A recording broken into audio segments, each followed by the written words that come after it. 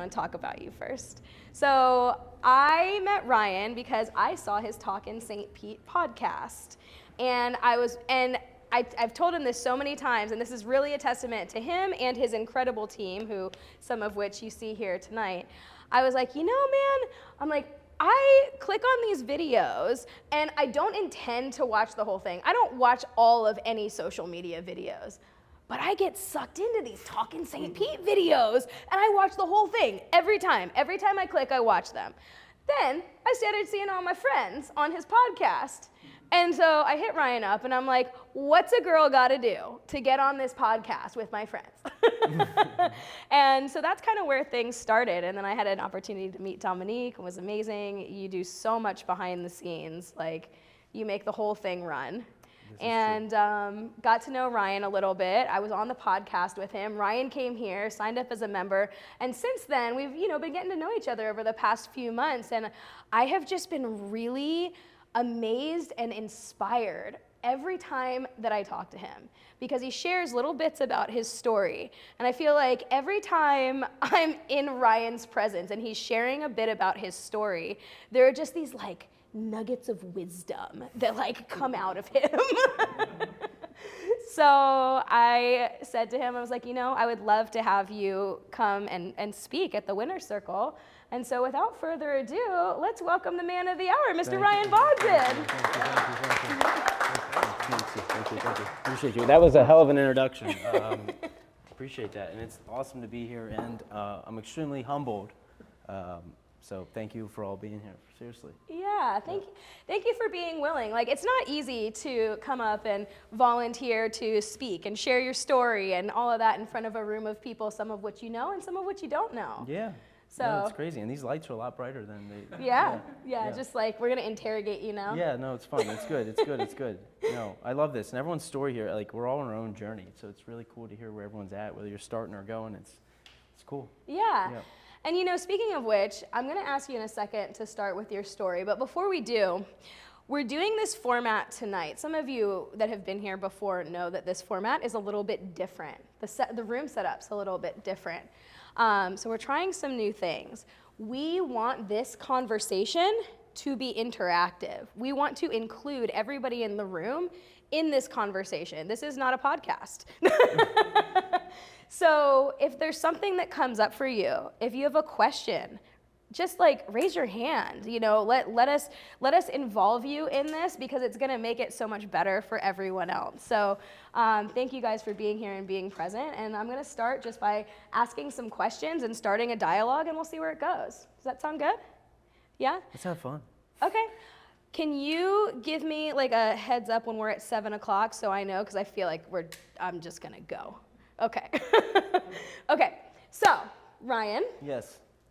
First, start kind of at the beginning. Like, tell us a little bit about your journey, like leading up to moving to St. Pete. Yeah. Well, where do we get? I was prior military. I was in the Air Force for 5 years. I worked on airplanes, C-130s. I was a crew chief, so it means I ate a lot of sandwiches with dirty hands. And lived in Germany for 2 years, and I think that maybe started an entrepreneurial kick, as we had a lot of downtime waiting for refuel trucks or whatever, sitting on the flight line. And all my friends started to play Candy Crush or whatever they were doing on their phones, who knows. And I just started to read books. Started to read like Steve Jobs books, all kinds of just all the business books. And from there, fast forward a bunch, got out of the military, went to school for business, was living in Philadelphia, working at Northwestern Mutual, which is a Fortune 100 company, selling life insurance, doing financial planning and all that. Hit some accolades, did great, but I was kind of bored. People don't like to talk about death and finances, kind of weird topic, right? People rather talk about their sex lives than finances. Sorry. And caught me off guard. It's true. And COVID happened, and I realized like working behind a computer all day is just not for me. I'm stuck in my apartment on the 16th floor watching Philadelphia practically burn to the ground. And realized that I've always had a passion for real estate. It was something I really wanted to do. And at that same time, my sister and brother-in-law had moved here, and flights from Philadelphia were like $70 round trip at the time. So I was flying down here like every 2 weeks. And I was stationed in Florida. I was stationed up in the Panhandle and went back to Pennsylvania. And I knew I had to get back to Florida. I just didn't know what that would look like or where. And when they were down here, I was like, okay, this is it. And I'm going to get my real estate license before I even move down there. I'm going to move down here and start. And I was humbled very quickly. I came from being at the top in my career and in the industry for how long I was in it, to coming down here and knowing two people, not knowing how to sell real estate and needing contacts and all the things to make that happen. And it kind of was riding that ego of, well, I'm going to go work for the best top team, and I'm going to be this, and I'm going to do all these things, and was humbled really quickly that I needed to start from the bottom. And that's kind of like, that takes us back 2 years ago. Yeah, so you kind of had all this experience, you decide to move here, you think it's gonna be one thing, you show up and you're starting from the bottom. Yeah. So when you had that realization, you know, when that light bulb went off, that like, oh man, this isn't what I thought it was gonna be. Yeah. What happened next? Well, I realized I had to get real intentional and purposeful about just being the best at being new. And with that being humbled, I said, okay, I'll start wherever I have to start. And I was super grateful to start on a good team. But I think like what's more relatable, like success in this in the journey that's led me now to lead the #1 brokerage in South Pinellas County and do all the things that we got going on in such a short amount of time, is being extremely intentional and being present and networking my face off. Yeah. Yeah. Like that's what led to it, of really showing up for people and putting the relationship first over everything. I always knew that there was going to be more transactions, but there's only one relationship. So, you know, it is awesome that Michael is here, because I met him at one of my first open houses. Oh. And it's a testament that we're still friends, you know, because I put that relationship first, because that's really what matters. Yeah. Yeah, so that's I mean, that journey of starting was working weekends late, being super responsive, and putting everyone first before myself. Wow. Wow. So, you know, it's funny, the thing that comes up for me when you talk about how you put relationships first is, you know, there's a saying, I don't know who originally said it, it wasn't me, but I'll take credit. It says, people will break contracts, they won't break relationships. Yeah. And so it makes sense why, you know, by putting relationships first, then you get all the contracts, right? Right. Yeah, no, we all know this. Like, people do business with people they know, like, and trust. Yep. And so I knew that my job getting down here is I have no friends. I know nobody. So how many people can, and how quickly can I get people to know, like, and trust me? So I want to ask about that. So once you started kind of like, you had the switch, you're like, okay, I got to be boots on the ground, right? So how soon did you start to see success? Well, I got Rookie of the Year the first year in the company. I mean, only. Which I didn't feel that. Like, in my first year, I didn't care about making money. Yeah. It was about learning.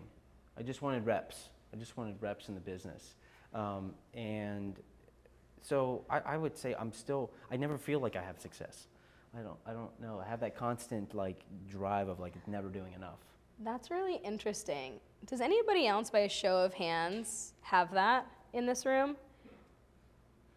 Yeah.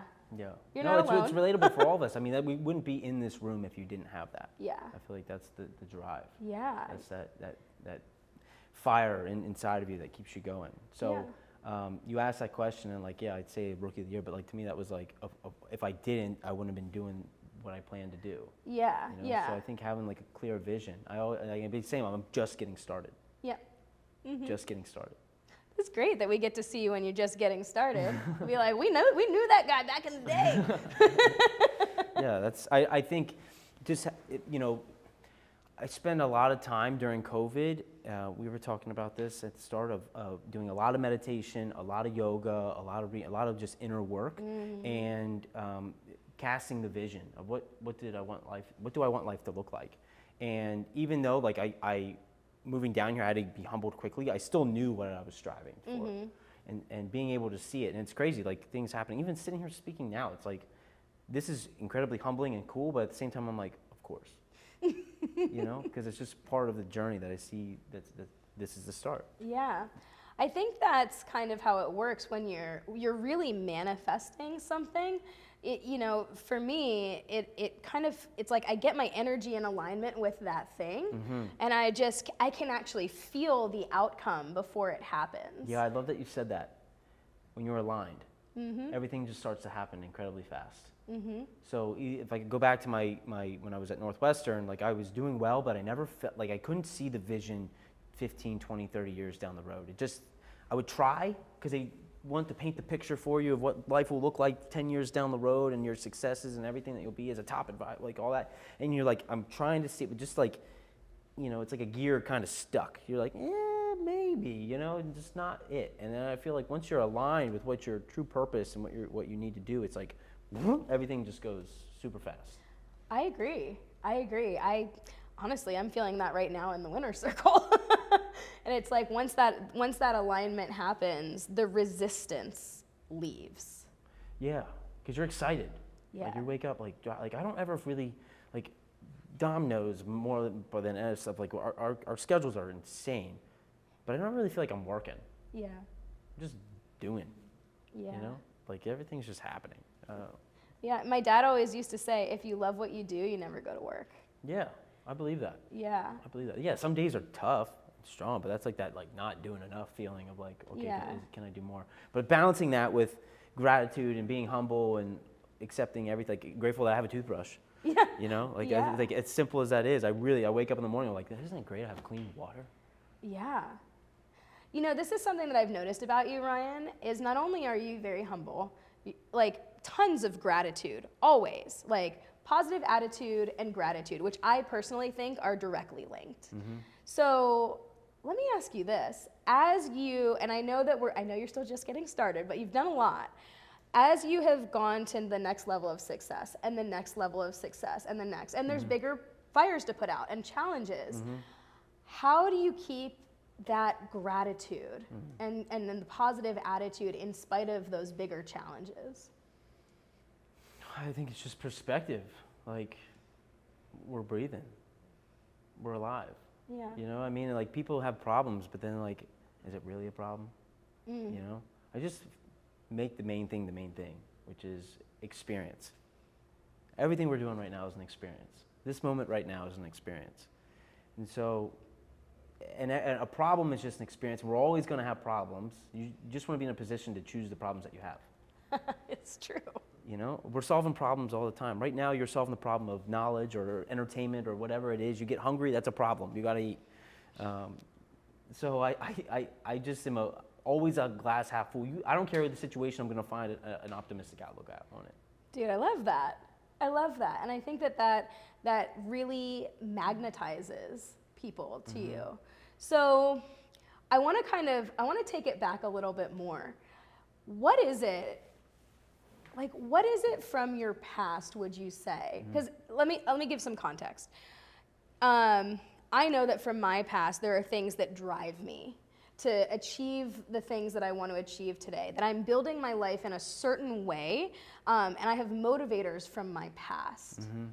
What are those for you? Because I know she's going to watch this later. My mom had me at 19, and you know, we weren't the best well off, right? You know, so I feel like I really started from the bottom, and it's been the drive of like, what can I do to give back to my family? Legacy is so important to me, even when I'm gone. Like, you know, they say you die twice when you die, and then the last time someone says your name. And I don't want my name ever to be forgotten. So I'm just working my face off to keep that alive for as long as possible, because I think, you know, but then why? That's still an ego play, like even as I'm saying it. But I'll let the ego do it because it's fun and it creates a cool experience. So for me, it's just, I think I was raised by a tribe of great aunts and uncles and my grandparents and, you know, mom and dad and family friends. So I have a really unique perspective on life, and I've seen, you know, I had family members that were well off, and I had those who really struggled and went to jail and did all the things. So it's like I've seen it all, and I just use that as fuel to just change the legacy of my name. It's pretty powerful stuff. I think, well, that to the Simon Sinek and everything, like having that strong, I spend a lot of time with myself and other people. Like, to give more context on what I do, like running a real estate office is me just sitting there and helping people remove their limiting beliefs. And in order to do that, we really have to find the why. Yeah. It's the most important question. It is in anything in life. Like, why are you here? Yeah. Why are you starting that business? Why are you buying a house? Why are you selling a house?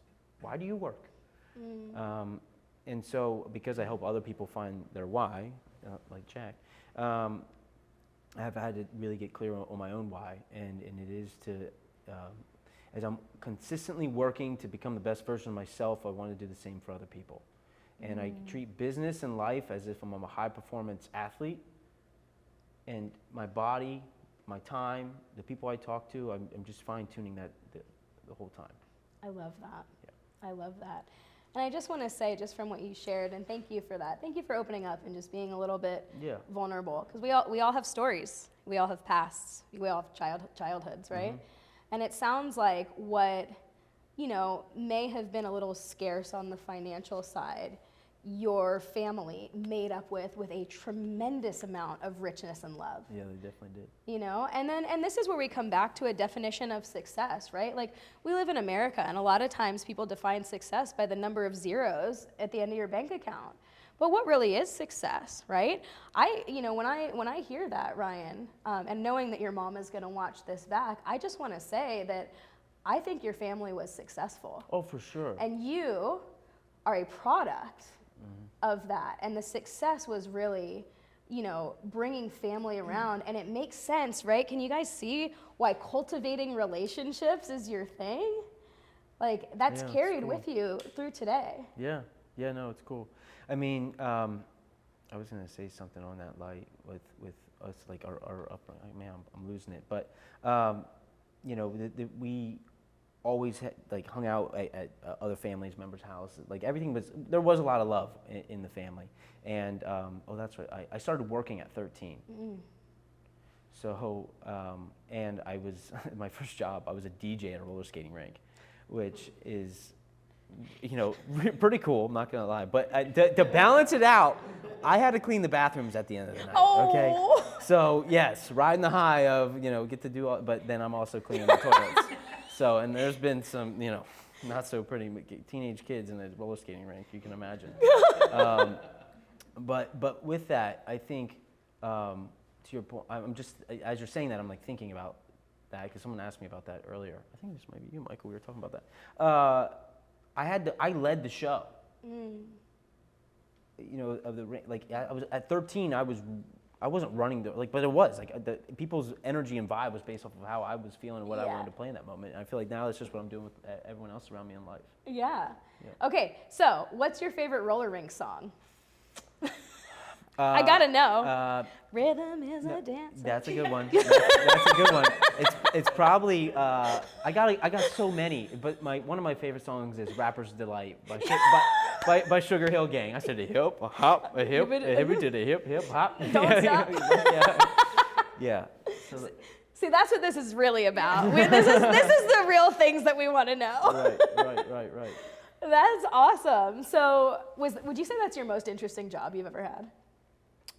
Yeah, I guess. Yeah, maybe. I mean, working on airplanes was cool. This is cool. Like, if this is a job, I don't know. This is me just operating life. But, yeah, no. I mean, just starting that young, I'm like thinking about that, like having to get on the microphone. Like, I couldn't even see you over the booth.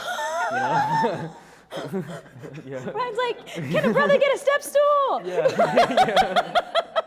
Yeah, I need everyone to please stop skating. I got announcements. Are you done? Are you stopped? Yeah. They're like, who's announcing? Yeah. It's a ghost in the DJ booth.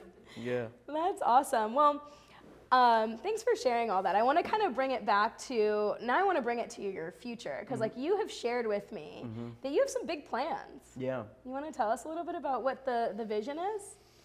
Well, the end goal is just to, the end goal is to fund a development project here in St. Pete. And so there's a lot to do to get there. Whether we're actually the developer or not, I'm not sure, but I think being able in a position, because of what I'm learning is like network is everything. People don't like this saying, but like I say health is wealth. You got nothing without it. and like it or not, your network is your net worth. Yep. Right? And so being in a position now to meet amazing people from all across St. Pete, I know that putting together a type of fund or to be able to start anything is going to be extremely possible.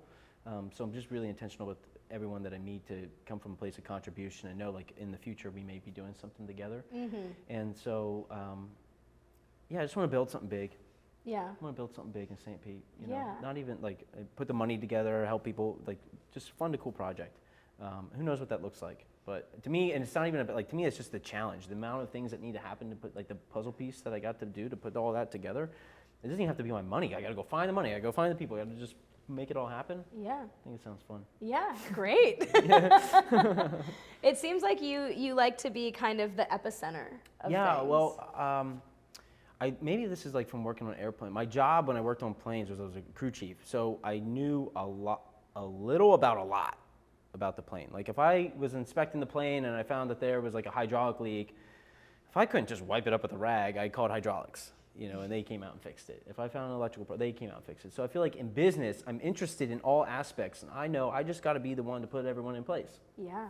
I don't need to be the master at that one thing. You just need to be the coordinator. And so that's how I feel like that's what I'm doing.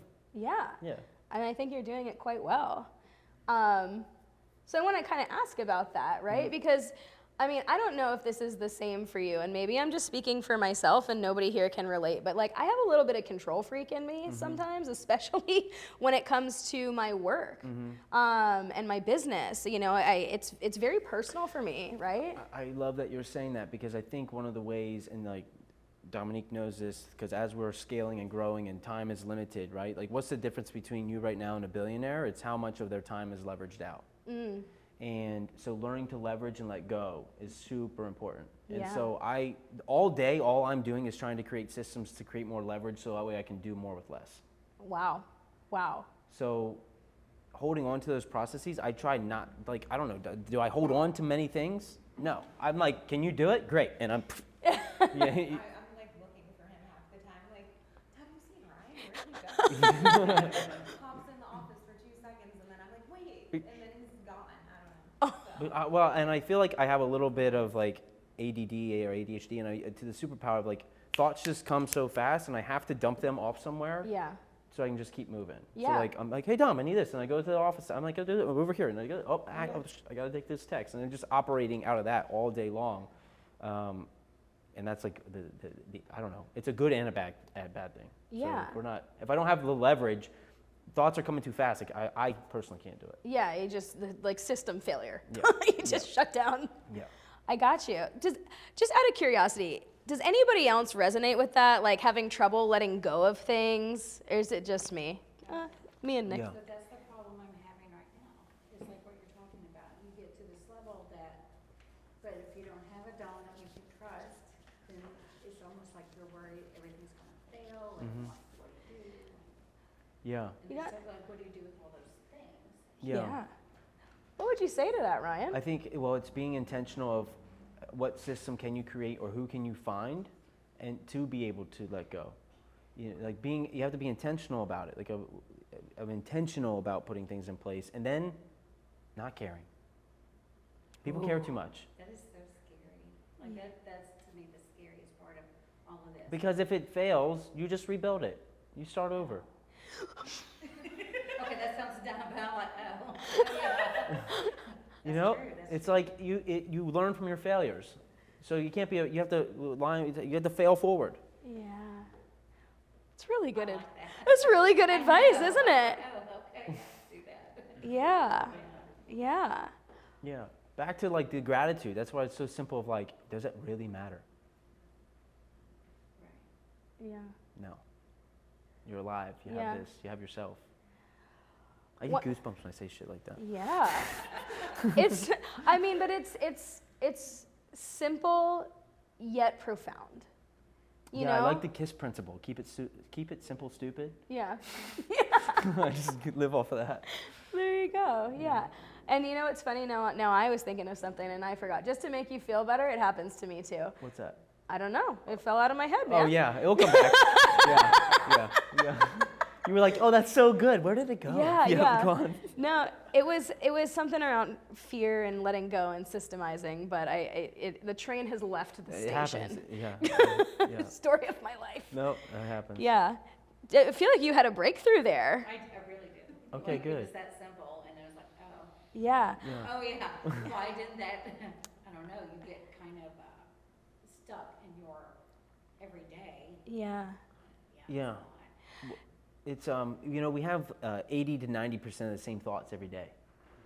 And 70% of them are fear-based. And so if you can feed yourself new information, like reading the podcast, practicing gratitude, doing things, surrounding yourself by good people, you can have new neural connections in your brain and create new thoughts from that, right? Because we just live in this feedback loop all the time, right? And so if you're constantly thinking, oh, I can't do that, can't do that, can't do that, and then I just gave you a new thought, and it just correct the kink, and now water can flow through that pipe again. Yeah. And truly, that's why we're building this environment, is so that more people have more opportunities for that one thing that's unkinking that pipe. And I did remember what I was thinking. They told you to come back. So one thing that I try to ask myself when, I'm making a decision moving forward, right? And sometimes change is really scary. And I ask myself, if I mess up, will it matter 5 years from now? And the truth of the matter is, like, there are some things that I have had that conversation with myself, and I look back and I'm like 3 years out from it, okay? And year 1, it mattered. Year 2, it mattered. But year 3, all of a sudden, it didn't matter. And then year 4, it's like not even existent, because I've already built a whole new thing. So, anyway. No, it's true. I think that's important. Yeah, failing is cool. Yeah. It means you're trying. Yeah. Yeah. It's true. It's true. Because, it takes courage to fail, because it means you have to put yourself out there. And, when I ran my martial arts school, so I built my martial arts school similar to perhaps how you've kind of built your network here. I went door knocking. I went into the neighborhoods, and I was 18 years old, and I knocked on people's doors, and I got their name and phone number, literally just soliciting them for martial arts classes. And I lost my train of thought again. No, it's okay. What was I gonna But say? the fear of walking up to someone's Right. door. Yeah. That's what it was. So I would play this game, because a lot of times for me, it must be getting late, because if this is happening to both of us, but I'd play this game, and the game was whoever gets the most no's wins.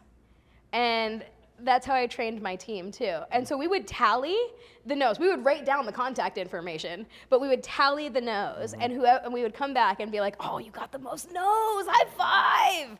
Because you also get the most yeses. I'm just thinking about like limiting beliefs and thoughts, and like how can it provide the most value. And I think for me, I'm constantly challenging my goals, because they're never big enough. Like whatever I think is big, someone's thinking bigger. And everything in this room, everything in your life is an afterthought. Like the chair you're sitting in, someone had to think of it first. And so your life looks the same way. You had to think of it first. And so wherever your cap is, wherever you want to achieve, I challenge you now to double it. Maybe triple it. And what has to happen for that to happen? Because if you can't think it, then it's not possible. I say to people all the time, if you think you can, you're right. If you think you can't, you're also right. And that's the power of the mind. It's so, so powerful. And so, with yourself and with each other, just always, like, am I thinking big enough? The answer is no. So next time you have the thought about the next level, just have Ryan like the Staples easy button. The answer's no. Yeah. Think bigger. Bigger. Think bigger. Think bigger. That's what I just listen to a lot of people that have had extreme success, and they always think that I wasn't thinking big enough. Yeah. So I don't try to reinvent the wheel. When you hear enough people about what they're doing, and you hear like, okay, everything is just starting to sound the same. Yeah. So why is my life any different? Yeah. So we touched on this, but we didn't really like go deep. And maybe this is not something that you want to, so we can pass on this deep. too. I'll go whatever. you had shared with me that there are kind of like 3 branches of your vision. And I thought it was really cool how you kind of stacked that. Are you open to kind of sharing that? Yeah. So just like to give more context to everything going on right now. So I have Bogden Homes team. We help people buy, sell, and invest houses. I am a team leader of the KW St. Pete office, which means I need to recruit, retain, attract, and train my top 20% agents and all that, right? And then we have the podcast. And everything I'm doing now, like I threw everything that I had to start the business, right? So now I need to recoup, right? Because we're investing heavily. I make money and it goes back into everything, right? And so I know, like, okay, we got to build out the systems more, back to systems and not caring if I fail, and like doing more leverage to sell more homes, so that way we can really start buying more property and of all levels and investing and flipping and doing all that, and then leveraging that to then buy businesses, car washes, laundromats, clubs, I don't care, whatever the businesses are. And using, from that, contacts and everything will come to then, that's phase 2. And the big thing, back to the why, is that's a moment where I get to help my dad move down here and have him project manage the whole thing. Because he's extremely handy, and his skill set on that is like impeccable, and I want to help him unlock like real true potential there. And then stage 3 will be like the venture capitalist. Let's put money together and just go create cool shit. But I know in my mind, like there's missing pieces, but I know that there's steps to that, right? And and I paint the vision for the team all the time. Like Dominic, I always tell it, like, you're with me and we're going places. Like we're on to the next. This is just phase 1. Yeah. And I took over running the office because it created me to be so busy that I had to sharpen my sword. I just look at this as like a skill building thing of helping other people, because now I have to leverage out my time. Yeah. To where now when we're running a bigger operation, bigger team, and it's not that, I already am acquired the skills to do it. Got it. Yeah. Was that the answer you're looking for? I thought that was a perfect answer. Yeah. So we got about 10 minutes left. So what I'd like to do, you've been like super generous in sharing your I'm whole an open story. book. I got nothing to, like, I don't know why hide, Yeah. Why care? Doesn't matter in 5 years anyway. Right. Nobody's gonna remember. Yeah. So I want to kind of bring it out to you guys. I mean, Ryan shared a lot of really awesome stuff. Does anybody have any questions or feedback even? Were there any like ahas that came up for anybody that you'd like to share? I like ahas. Yeah. None. Well. So you were mentioning like the importance of having all these ideas and kind of like anchoring them. Mm-hmm. So when you're starting out and you don't have a team of people, or if you don't have an assistant or someone to anchor those ideas into, how do you not overwhelm yourself and also effectively execute those ideas and make them come to reality? I love that. What was your name again? Katie. Great point, because I did not always have Dom, not even close, and I wrote a lot. So the thing is find out what you're gonna love. The one thing, find the one thing that's gonna take you to the next level, or maybe it's a few things, and write. Spend a lot of time writing, because you'll forget your thoughts. You'll even though we have the same ones, we sat down the other day and came up with all these ideas, and she just brought one out of the notebook today. I'm like, if we didn't write that down, I totally forgot that we talked about that. So be intentional with yourself, to whether it's journaling or just brain dumping your thoughts onto paper and then cleaning it up and then looking at it. I have my lunchbox is in the car, but in my lunchbox I have a note card and another piece of paper with 10 things on it that I want to accomplish. And I look at it every day as just a reminder of what those things are. And there's only 2 I've gotten to scratch off because I think too big, right? But the feeling of seeing those 2 scratched off makes me know that the other ones are possible, and it keeps it in the forefront. So if you have a lot of thoughts coming in, you gotta put them somewhere. You gotta put them down on paper. There's so much magic in writing. Is that helpful? Yeah. Brilliant advice. Really good advice. Did you have something? Yes. I'm glad you have an assistant now. It took me a long time to find an assistant, the right assistant. I had 5 assistants in 6 years, and the only thing they had in common was me. They were not good at anything. because I was looking for the wrong person. And so I finally found the right person, and it made me realize that I did not become as intentional as I needed to be until I was responsible to somebody else. Ooh. So hiring that first person, as scary as it was, 50,000, so at the end of the day, it's 63,000 is what it cost me, and I'm like, I don't have $63,000. And my coach at the time was like, no, you're looking at this the wrong way, Jack. You gotta cut, it's 100 days, they're only, we're on a 100-day probation period, cut it down, it's only, you don't need this kind of, wait a minute, see, I think I know everything. I have an imaginary master's degree in everything, so I think I know it all.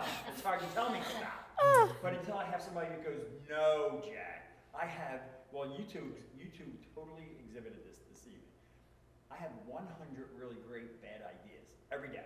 Did we know? Every single day. You both forgot them.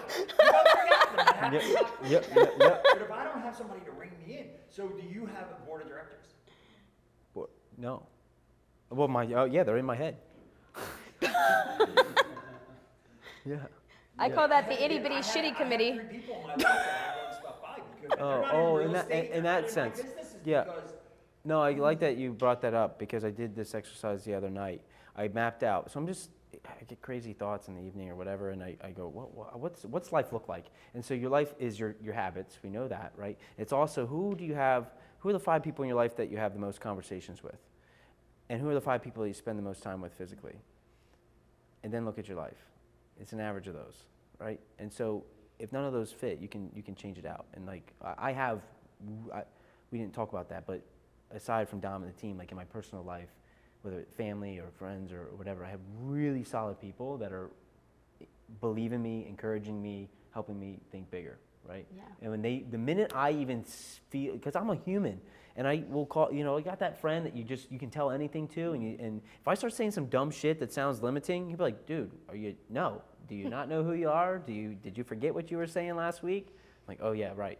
Like, and just don't even pay any more attention. Don't water those thoughts anymore. Change direction of the ship quickly and go the other way. So that's extremely important to have that foundation. And then for those that don't, I challenge you to go get it because it will change your life and not even in a professional sense, but also in a personal sense. Mm-hmm. And it's fun to map out. Like literally, I wrote down, who do I talk to the most? Who are those 5 people? Mm-hmm. And when you look at it and you have that thought and you look at it, you're like, dang. And think about where you want to go, and can those 5 get you there? And nothing that there's wrong with those people, but if they can't get you to where you want to go, you got to put new people in place. Mm-hmm. Mm-hmm. And it's painful. It's a painful thing, but growth is painful. Profound. Damn, mic drop right there. You're right. Yeah. You're right. And again, like that's like you understand the value of tribe and community from the time you were little. And it's fun to piece that together because but I don't, like when you say it, I'm like, Yeah. And that's why I asked the question, right? Because it's like, I know for me, I'm just learning some of the things that I'm tracing back to my childhood that are like kind of lining up with the way that I am. And there's strengths and there's weaknesses to that. But I know that a lot of my strengths came from my childhood and There's upbringing. a really cool book called How to Do the Work. Mm-hmm. That kind of dives back on that, like starting at childhood. Even like a silly thing of like if your parents were 2 minutes late to picking you up once, but that created some kind of trauma inside of you, can like translate into your adult life. Yeah. Like the smallest things, even if it wasn't big traumas. You always think like, oh, well, I wasn't like beat with a stick and my childhood seemed okay. Yeah, but there could have been like the pressure of like needing to perform in sports or school or whatever it is translates into your life. And we all have it, but that book kind of helps you break down so that way you can see where they possibly live within you. I think we need a bonus item of like Ryan's reading list. Because you were throwing down some really good books. I got a bunch. The book I give out the most. Who's read the 4 Agreements? Ooh. Oh, look at that! Yes. The minute I find someone who doesn't, like, I'm sending it. It's $5 on Amazon. I'm sending it to you. It's little. But if you can go deeper than that book, The Mastery of Love is really good. Ooh. Which is like a deeper version of the 4 Agreements. And that it's not about how necessarily how to love others, but really how to love yourself. Because that self-talk is back to being negative and the 90%, but that self-talk is just as important as the outside talk. Amen. And you can only love others as deeply as you can love yourself. Yeah, that's true. It's So a if hard you want to thing. give more, you got to give more to Yeah, yourself. yeah. Got to fill your cup. That's Yeah. one thing I learned during COVID. Of like through all the meditation and yoga and everything I was doing. It was like because at that time, I mean, I was still running 8 meetings a day on Zoom and like showing up. Like I can't show up for people if I didn't show up for myself. Amen. Yeah. It's Yeah. great. Yeah. Did I promise gold nuggets? Did we receive gold nuggets? I'm grateful. I'm just doing me. Yeah. But this is what it's about. It's about the realness and the authenticity, and it's not for me, what this environment that you're in, that we're all in right now, it's about just showing up as ourselves and knowing that we bring value inherently. It's not about trying too hard. It's not about putting on airs. It's not about like pretending to be somebody that you're not. But what I've found that when people just show up like you do, authentically, vulnerably, honest, it brings value to everybody. Yeah, it's cool. So thank you for I that. love it. Everyone here brought value tonight just by being here. Yeah. Yeah. Well, Can you imagine if we were sitting here just talking to the empty room? well, I can. I mean, there's beautiful artwork, but this is way better. Yeah. Well, I think that's about all the time we have, believe Sure. it or not. Cool. Any last minute questions or comments before we give him a round of applause? Yeah, Nikki. So this is, so I have a Haas and then like my brain builds on it. And I think one of the things that you said around, like, I'm going to just paraphrase because I'm like, this isn't exactly what you said. But No, it's okay. around, you know, can the people that you spend the most time with actually help you get to where you're actually trying to go? Mm-hmm. And then I started thinking, I'm like, well, who do I need, like, how do I need to show up and who do I need to be to have the people in my life that could get me to where I want to go? Because a lot of the things you said are similar passions of mine. Like my business partner and I talk all the time about, you know, getting into real estate and doing investing and buying small businesses, like boring businesses. Ooh. And I'm like, okay, we have these dreams and yet we are, it's partially not thinking big enough, but it's the timeline. Like sometimes I think I have until I'm like 75 and I'm like, all right, I can't buy my first, I mean I can buy my I first like that business you, at 75, yeah. but maybe So not. I always think that too because we throw things out too far in the future. Yeah, And so challenge yourself to bring it closer. yeah, Can you do it in 3? Can you do it in 5? I bet you could do it in 5. probably. And don't call them dreams, call them plans. Because now they seem too aloof. Yeah, If it's plans and okay, 5 years from now, can I just work backwards and bring it in? Because if we throw it out of like someday it's a dream and I'm gonna do this, it's always gonna be pushed out. Because time is, there's a book, Ryan's reading list coming soon. 4,000 weeks, time management for mortals. And 4,000 weeks is actually, if you live to be like 76 or 78 is how many weeks you have in your life. It puts things into perspective, because I should have asked first how many weeks do you think you had, and you probably would have said like 10,000 or something, right? But you don't.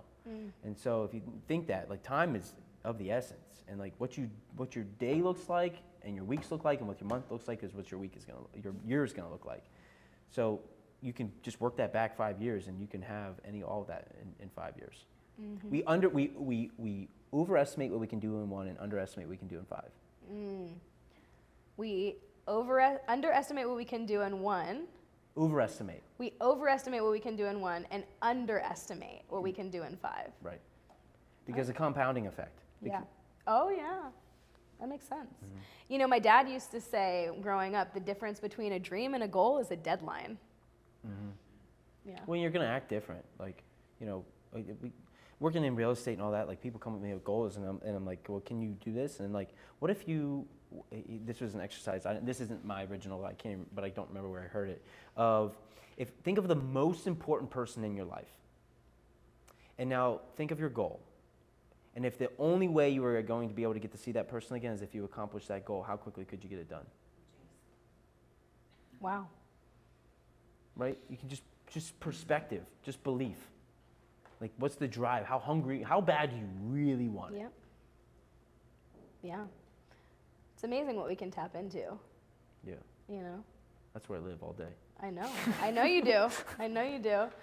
Well, y'all, can we give a great big round of applause? Ryan, thank you so much. Yeah, of course. Thank you. This was Yeah. fun. Yeah, this was awesome. You were awesome. By a show of hands, did everybody get value out of this talk? Look at that, Ryan. All right, good stuff. One more round of applause for you. Thank you. Thank you. I'm going to ask my loving husband to come on up here because we are going to transition here and we are going to share with you about something that we're really excited about and an adventure that we hope you guys will join us on. So, should I start and then